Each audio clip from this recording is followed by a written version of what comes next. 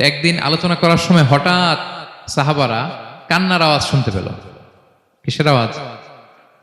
সহিহ বুখারীর বর্ণনা, কান্নার আওয়াজ শুনতে পেলেন। তাও 10 মাস গর্ভধারিণী উটের কান্নার আওয়াজের মতো। সাহাবারা ভয় পেয়ে গেলেন, কই কোনো উট তো না, এটা তো মসজিদ, মসজিদের ভিতরে কান্নার আওয়াজ।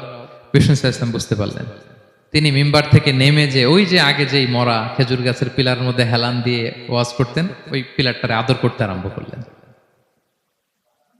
বিষ্ণু সাল্লাল্লাহু আলাইহি ওয়াসাল্লাম হাত দিয়ে যখন আদর করলেন, ফাসাকানাত, তার কান্না বন্ধ হয়ে গেল।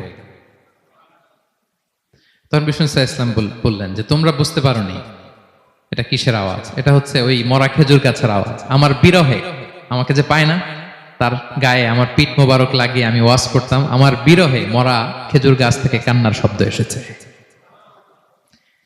আজ ওই জায়গাটা চিহ্নিত করা আছে। এটাকে বলে মসজিদে নববীতে আল উস্তুয়ানাতুল হান্নান। হান্নান মানে কাঁদে এমন পিলার।